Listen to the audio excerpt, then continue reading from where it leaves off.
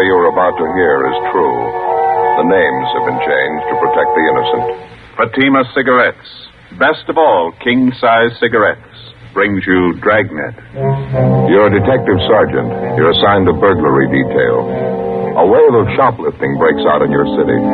There's no pattern to the thief's operations. There are no leads. Weeks pass. The number of thefts keep growing. Your job? Stop them. In Fatima, the difference is quality.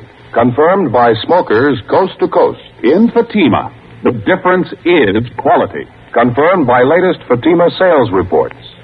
Yes, Fatima quality. The finest domestic and Turkish tobaccos superbly blended to make Fatima extra mild. To give you a much different, much better flavor and aroma. So compare Fatima. See for yourself why thousands and thousands of king-size cigarette smokers are switching to Fatima every day. Enjoy all the advantages of extra length plus Fatima quality, which no other king-size cigarette has. Remember, Fatimas cost the same as the cigarette you're now smoking. But in Fatima, the difference is quality. Next time, buy Fatima. Best of all, king-size cigarettes.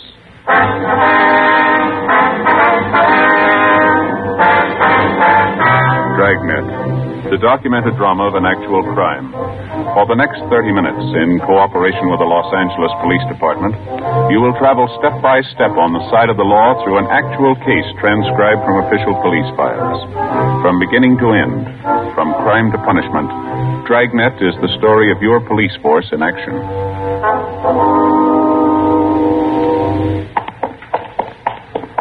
It was Tuesday, August 22nd. It was hot in Los Angeles. We were working the day watch out of burglary detail.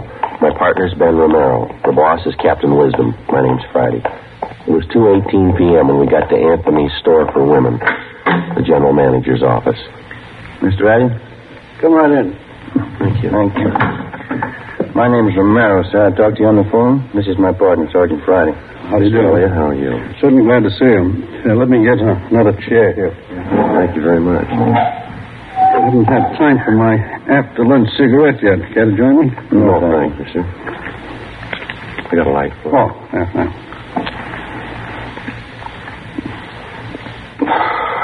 Well, I guess you know what the problem is. No need for me to go all the way back and start from the beginning. I didn't get it quite clear on the phone, Mr. Elliott. When did this last thing come up?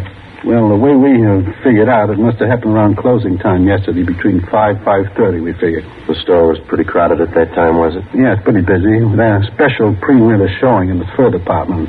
No one noticed it was gone until after we'd closed up. Mm-hmm. Can you give us a description of the piece of merchandise, Mr. Elliott? Yes, yeah. You got it right. Complete description, you see. Silver blooming stole, satin lining, 2/slash pocket, silver chain fastener. Complete description of it for you. Yes, I see. Thank you. These are the code numbers and the serial numbers on it, then? That's right. The whole thing's getting way out of hand, Sergeant. We've had a lot of things lifted from the store the last few weeks, but nothing this big. If this keeps up, I don't see how we're going to get our insurance renewed. I guess your store detectives are working on this latest one, the missing purse? Yes, but it's the same as all the recent cases we've had. They haven't been able to find a thing. All the personnel have been checked. All the people who were around the department when the fur was stolen. I mean, those it was possible to check on. As far as we know, they're all clear. Uh-huh. What were the circumstances of this thing, Mr. Elliott? I mean, was this mink stole on a display rack? Did one of the models have it on? Exactly how was it? No, it was modeled, yes.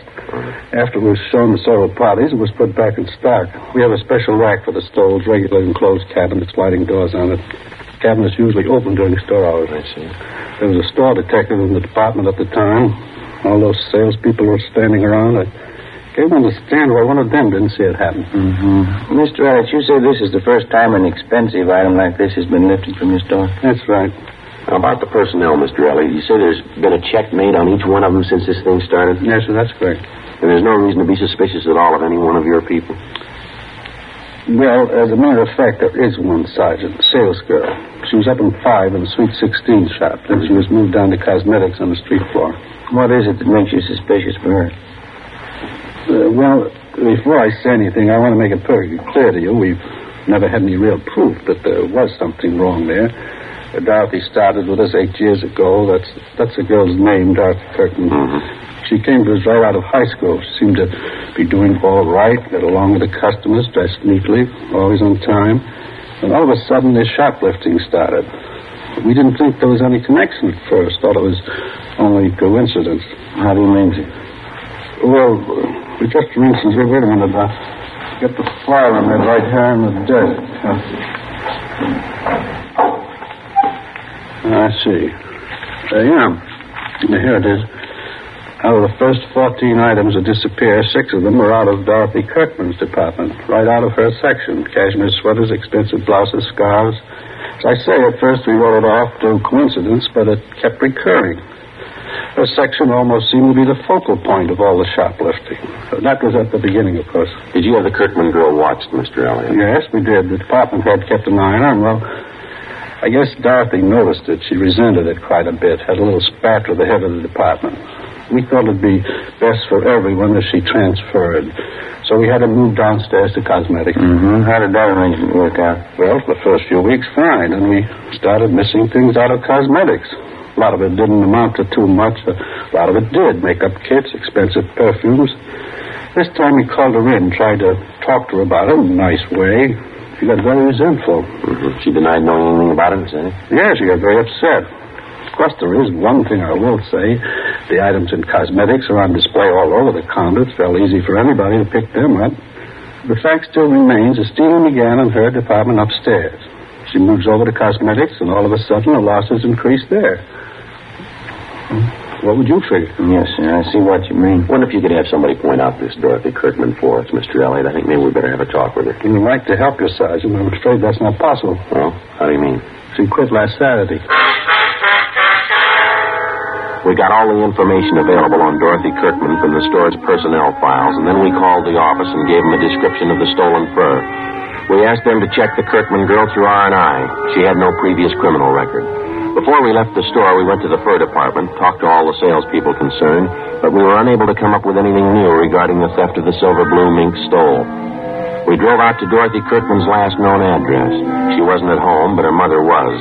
The mother told us that the day before, her daughter had started on a new job as a salesgirl at the House of Raymond, an exclusive shop specializing in all types of cosmetics. We checked the phone book and found that the House of Raymond was located in the same 10-block stretch along Wilshire Boulevard where the shoplifting campaign was going on. It was one of the few places along there that the thieves hadn't bothered. It was 3 blocks from Anthony's store for women, the Kirkman girl's former place of employment. 4:05 p.m. We located her behind one of the front counters. Across the aisle, half a dozen women were listening to a makeup demonstrator giving a talk on complexion care. Dorothy Kirkman seemed pleasant and cooperative. No, I don't mind telling you. I got sick and tired of being called a thief. That's why I quit Anthony's. Well, that goes a long way. You started work here at Raymond's yesterday, Miss Kirkman, is that right? Yes, that's right. I think I'm going to like it a lot better than Anthony's. Mm-hmm. While you were working here at Anthony's, ma'am, I suppose you'd heard that quite a bit of shoplifting was going on. Yes, I knew about it. Guess every girl in the store knew it. They had a big personnel meeting about it. Do you have any suspicions of your own, Miss Kirkman? How do you mean that? Well, I mean, was there anyone in particular that you might have been a little suspicious of? Maybe one of the customers? No. I've waited on some real weird ones, but I didn't see any of them ever try to walk out with anything. Mm-hmm. All I knew was what Mr. Elliott told us at that meeting. Well, this might be an embarrassing question for you, miss, and we'd appreciate an honest answer. Yes? What about the sales girls you worked with? Did any of them ever give you cause to be suspicious? You mean, do I think any of them were doing the stealing? No.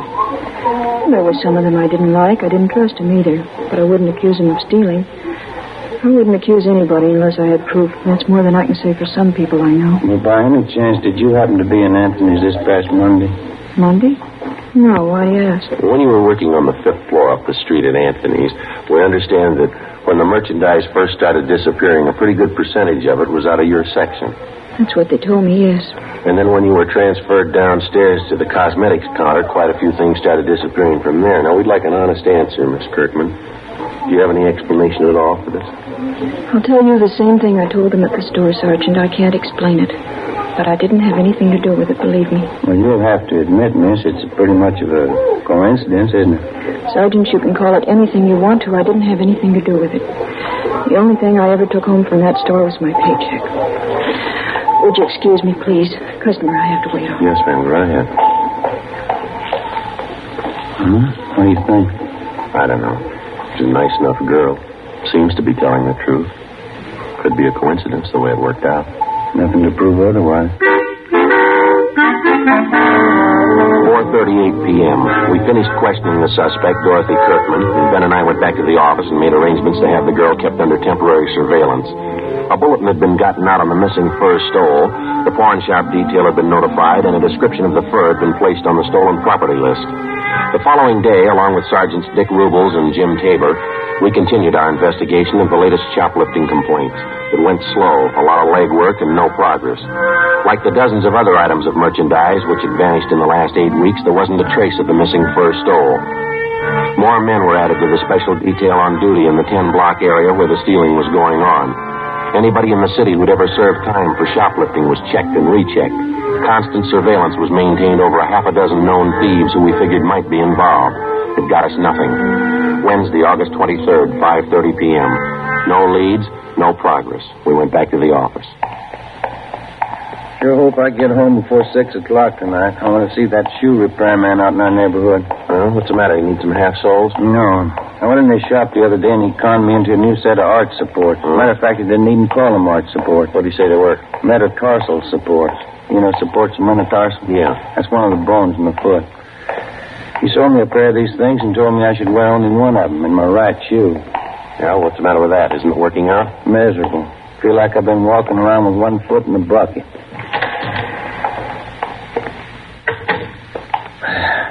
I'll check the book. Okay.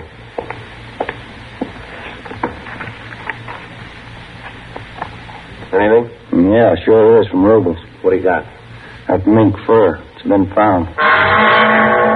2 hours before, at approximately 3:30 p.m. in the main depot of the Santa Fe bus lines, a 38-year-old housewife, or Mrs. Harriet Briggs, noticed an unclaimed parcel lying on one of the benches in the depot waiting room.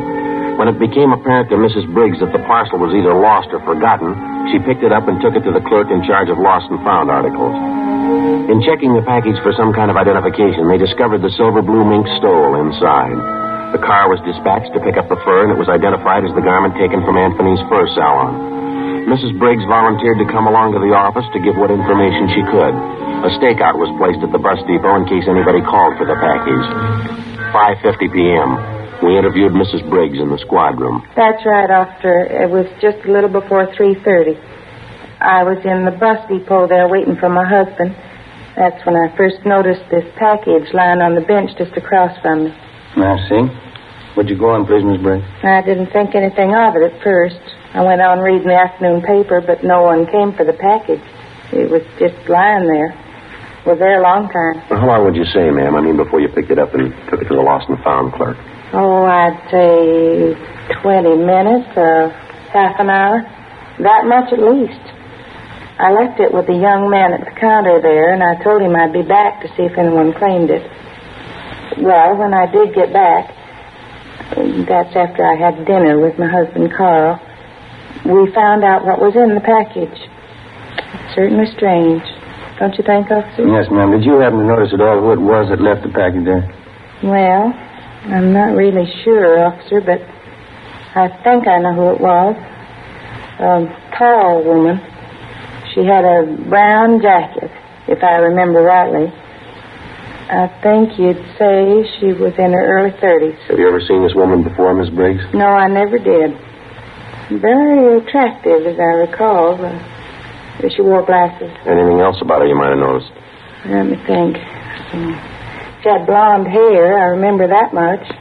And the reason I do remember it is because she wore it like I used to when I was a girl, you know, sort of a back in a bun like this. And you're pretty sure that this woman you described is the one who left the package there? Mm-hmm. If I remember rightly, she's the only one that sat across from me. I guess it must be her. If it wasn't her, I don't know who else it could have been. All right, Miss Briggs, thank you very much. We appreciate it. That beautiful fur. I know that woman must be just sick about losing it. Certainly hope you find her, officer. Yes, ma'am, so do we.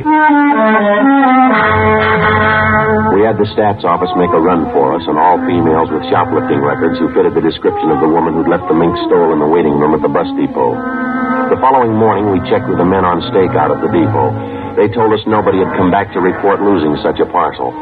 Together with Rubles and Tabor, we spent most of the day checking out the names on the list of known shoplifters which the stats office had made up for us. Names of possible suspects who physically resembled the tall blonde woman seen at the depot. We got nowhere. Either they had ironclad alibis or they had since moved out of the city. We ran down every possible angle on the freak recovery of the missing fur stole. During the next 10 days, the case got more involved than it already was. Some of the stolen articles of new merchandise began showing up, but not through any of the channels we expected. Some of the items were found dumped in sidewalk refuse cans. Some were found in hotel lobbies, in the post office, in theaters. Some were found tossed in vacant lots. The only logical answer we could figure was that it was the work of somebody who was stealing for just the love of stealing. A kleptomaniac. Tuesday, September 4th. A 15-year-old girl in one of the exclusive residential neighborhoods reported finding 2 parcels containing women's clothing and expensive costume jewelry. They still had the price tags on them, and they totaled $360. Ben and I drove out to talk to the girl, a Patricia Denvers. Where'd you happen to find these things, Patricia? Empty lot right down the block there. I was on my way home from the show. I took the things home and showed my mother. She called the police. If nobody claims this package with the costume jewelry, can I keep it? Certainly beautiful. No, I'm afraid not, miss. We know who the things belong to. We're going to have to return them. Oh, I certainly don't understand that. Well, how do you mean? Well, as far as I could see, she threw the things away. I thought she didn't want them. What do you mean? Who didn't want them? Well, the lady who threw them in the empty lot. You saw who it was that threw the packages in that lot, did you? Yes, I was on my way home from the show, just like I told you. I could see this lady walking up ahead of me. She was about a block away, I guess. When she went by the lot, I saw her take these packages from under her arm and toss them in the grass. She wouldn't do that if she wanted them, would she? Did you get a good look at this woman? You have any idea what she looks like? She's a good-looking woman. Tall. Has beautiful blonde hair. Her husband's a doctor. You know who she is? You've seen her before? Well, I don't know her to talk to. I just see her around the neighborhood. Does she live around here? Do you know that? Yeah, right next door to my girlfriend.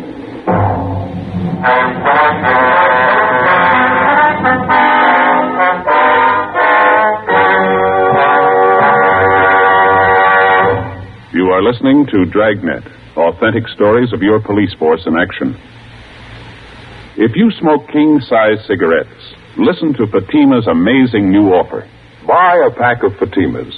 Enjoy their extra mildness and superbly blended tobaccos. If you don't like Fatima's better than the king-size cigarette you are now smoking, return the pack with the unused Fatimas, and we'll give you your money back plus postage. We make this amazing offer because we believe Fatima is the best of all king-size cigarettes. Smokers all over the country are confirming this every day. Here is the latest state-by-state report.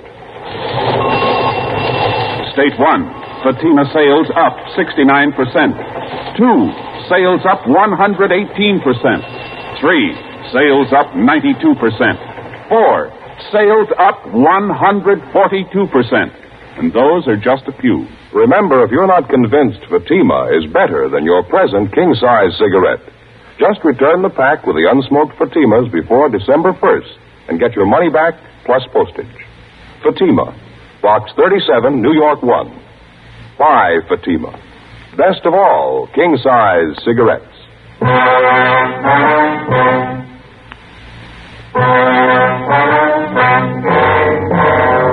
Tuesday, September 4th, 5:15 p.m. With the help of the 15-year-old girl, Patricia Denvers, we got the name and address of the woman who had been seen tossing the parcels of stolen merchandise into a vacant lot in the west end of the city.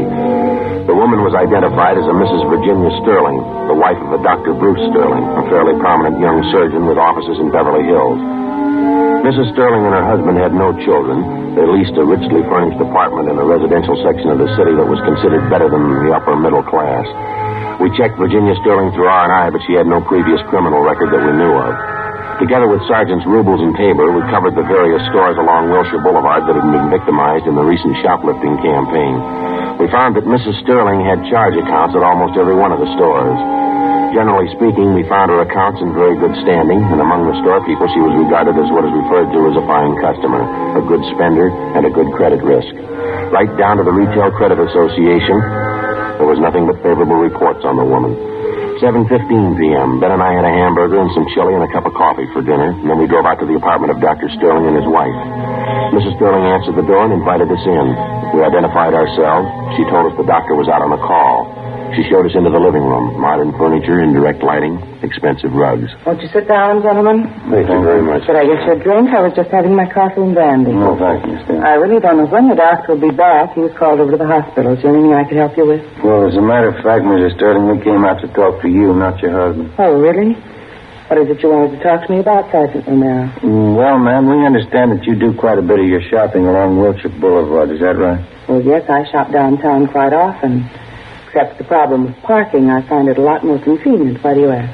Miss Sterling, do you do much of your shopping at Anthony's? I believe that's out in the Wilshire district. Yes, I do. For my sports clothes, especially. They have a very good selection. Mm-hmm. Would you remember if you were in Anthony's on the 22nd of last month? I believe that was a Tuesday. On a Tuesday. No, I don't think I could remember one way or the other. I really don't have any special day for shopping. I just go when I feel like it or when I need something. Have you ever been in the first line at Anthony's, ma'am? Have you ever made any purchases there? I suppose I've been in almost every department at Anthony's at one time or another. I can tell you, though, I've never bought any furs there.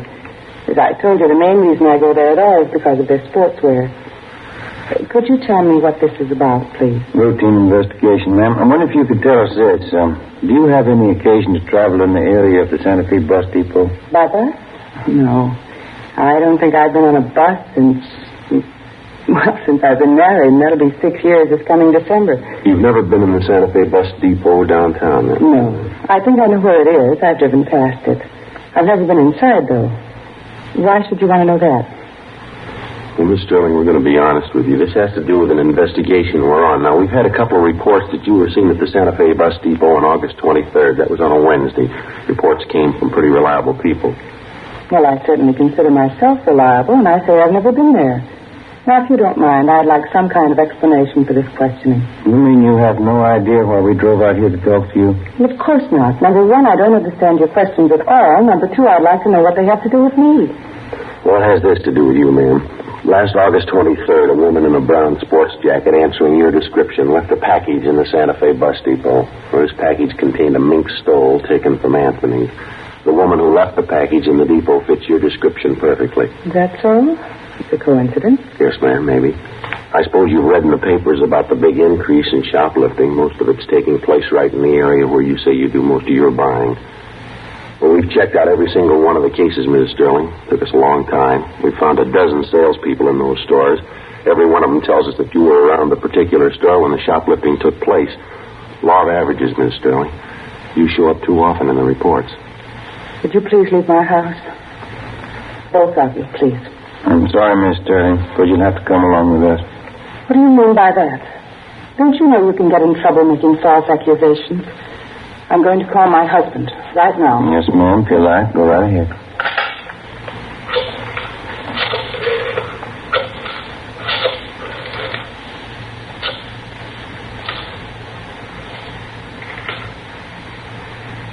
Sergeant. Yes, ma'am.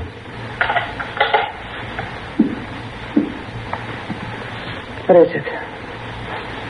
What do you want to know? You can tell me. I think you know already. What do you want? Tell me, please. We've got your story, ma'am. Right up to this afternoon. You went shopping today. You stole things as usual. When you tried to get rid of them, you were seen right in this neighborhood. The vacant lot down in the next corner. You threw them away there. Somebody saw you. They didn't know it was me. Yes, ma'am. They knew it was you. Yes. How can I make them understand? Do you know? No, ma'am. Horrible. Shame. I couldn't tell my husband. I couldn't tell Bruce. I couldn't. Well, never mind. We'll tell him for you.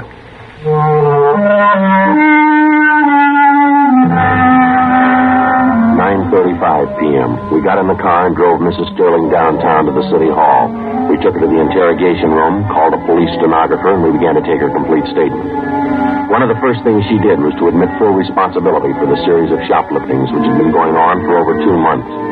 She told us that her kleptomania, the urge to steal things, had started with her as far back as her junior high school years. She admitted as a girl she stole books, tablets, pencils, pieces of chalk. And as she grew older, it seemed to get more serious with her. It carried over into her college years. And that's when her stealing first got her into trouble. It's when I joined the sorority. It was just like high school. I was all alone. We had a lot of clever girls in our house. Some of them were smart, some of them were pretty. All of them seemed to be doing something except me. I had to prove it to them. I guess I had to prove it to myself. I was smart, too. You figured that taking things was the best way to prove that? Yes, I suppose so. Of course, it wasn't easy, you know. The awful part was I got caught one day. It was kind of a relief in a way. I mean, how could they know I was just as smart as they were? They didn't find out what I was doing. Did you stay on at college after that, Miss Sterling? Oh, no, I couldn't after that. They voted me out of the sorority. There wasn't anything to do but leave, so I left. What happened after that?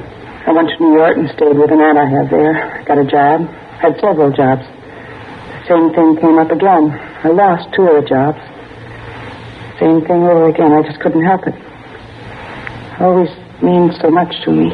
Taking things, not being caught, getting away. Getting away.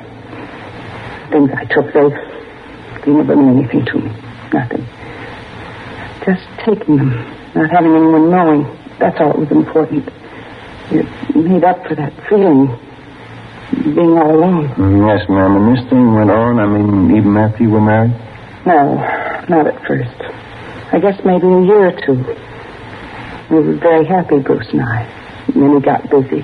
Came out here and began to build his practice. I didn't see as much of him. We both wanted children. We wanted them very much.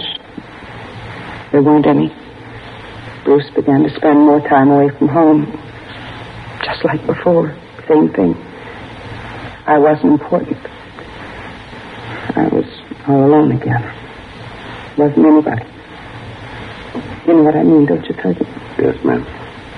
There ought to be an answer someplace. There isn't anything worse than being alone. Is there? I get it. Interrogation room Friday. Yeah, Dick. He is on his way now? Yeah, right. Yeah, thank you. Dr. Sterling just called. Said he was on his way in. He ought to be here in a couple of minutes. I don't want to see Bruce.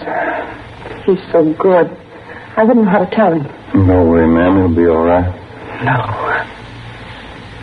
I'm alone. He's alone. It'll never be all right anymore. Well, he's on his way in now, and he wants to see you. What can I tell him? What's it going to be like?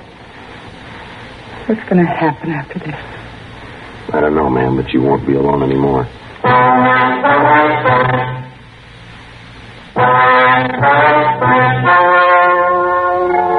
The story you have just heard was true. The names were changed to protect the innocent. On December 9th, trial was held in Superior Court, Department 88, City and County of Los Angeles, State of California. In a moment, the results of that trial. And now, here's our star, Jack Webb. Thank you. Friends, a few minutes ago, we told you exactly why smokers all over the country are switching to king-size Fatimas. It's because Fatimas are extra mild, because they have a much better flavor and aroma. Now, if you haven't tried Fatimas yet, here's where you come in. We feel so sure that you'll enjoy Fatima quality that we make this offer. Buy a pack of Fatimas.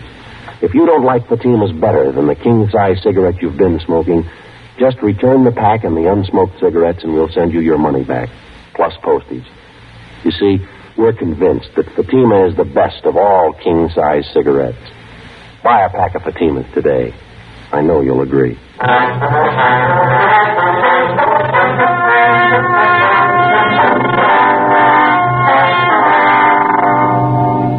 Mrs. Virginia Sterling was tried and convicted on several counts of grand theft and received a sentence as prescribed by law, the terms to run concurrently. Grand theft is punishable by imprisonment for not less than 1 or more than 10 years.